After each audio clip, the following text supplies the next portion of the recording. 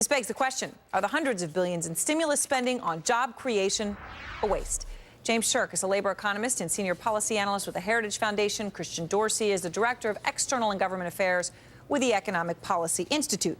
Good to have both of you with us, and we appreciate it. James, first, let's get your reaction to this. It's pretty interesting that they're saying there are going to be millions of jobs. We're going to have so many people retiring that we're going to be desperate for workers. We don't need this stimulus. Well, I think they've got it half right. It is going to be an economic challenge, but it doesn't mean unemployment's going to fall. Because at the same time that the baby boomers retire, you're going to have a lot of other things that are going to hurt hiring. The taxes that are going to be needed to pay for the Social Security and Medicare are going to have to rise quite high, which is going to cut into the incentive to start new firms. And you'll have all these baby boomers who are right now in their peak earnings years moving out of the job market. They're no longer creating wealth, and that means they're not going to be able to spend and invest as much as they don't have that income coming in, so the demand is going to fall in the economy. So I think they're being too optimistic. Too optimistic. Christian, what's your point of view? Do you think we are going to see massive waves of retirement and then vacancies, or does the study miss the point because people are delaying retirement so much due to the hit they took in the financial crisis? Well, insofar as the analyst analyzed the data that they had before them, they made some plausible assumptions, but by no means did they paint a complete picture. There's certainly a lot of assumptions that they made which may not actually bear fruit. The labor force participation rates may change. Indeed, as you mentioned, Aaron, people could delay retirement. And, in terms of its overall impact on jobs, I spoke to the author of the report, a great economist, Barry Bluestone, and he knows that this does not indicate any sort of unnecessariness with the American Reinvestment and Recovery Act. In fact, he's a great supporter of that legislation and the impact on jobs, the positive impact on jobs that it's had.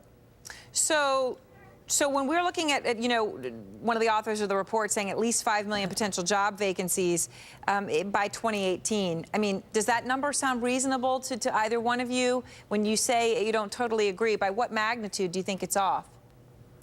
There's so many... It's hard to say. Go ahead, James and Christian.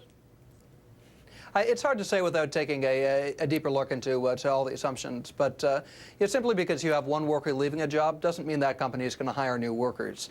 If they've got higher taxes, if they have less desire to invest because of a much worse economic climate, then it doesn't mean that just because one guy retires that another guy gets hired. Mm-hmm.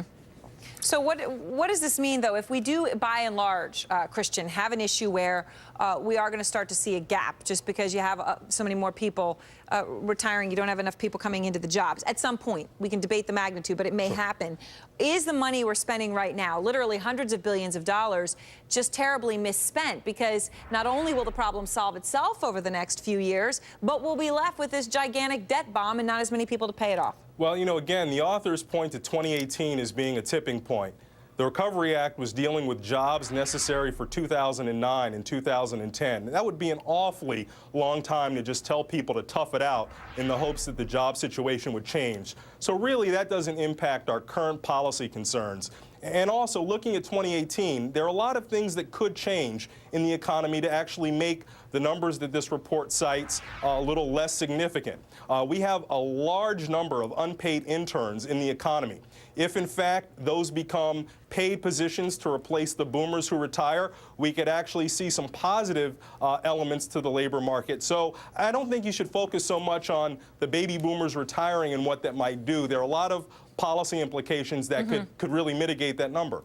James, should this, though, make us reconsider the amount of money we're spending right now on a jobs problem, if all it does is make us realize that on some level, some of this will eventually correct itself? Well, I half agree with Christian, that if you've got a problem, 10 years down the road, well, the economy hurts right now. You've got high unemployment now. So the fact that even if this report were correct, doesn't mitigate the wisdom of doing jobs measures now. The problem with the stimulus is it hasn't worked. The OECD has taken a look at just a lot of the hiring measures and employment subsidies that other nations have passed. We're not the first nation to try and deal with this. Europe has had high unemployment in France and Germany for a while, and they just don't work. They don't reduce unemployment. They don't increase employment. You're simply taking from the private sector to give to the government. There's no net increase in the economy overall. Problem with the stimulus isn't that it's unnecessary, but that it doesn't work. All right, James, Christian, thank you very much. And for those of you curious to see these reports, www.encore like our Encore, I guess, encore.org/research, and you can look at all of them and make your own determinations. Next.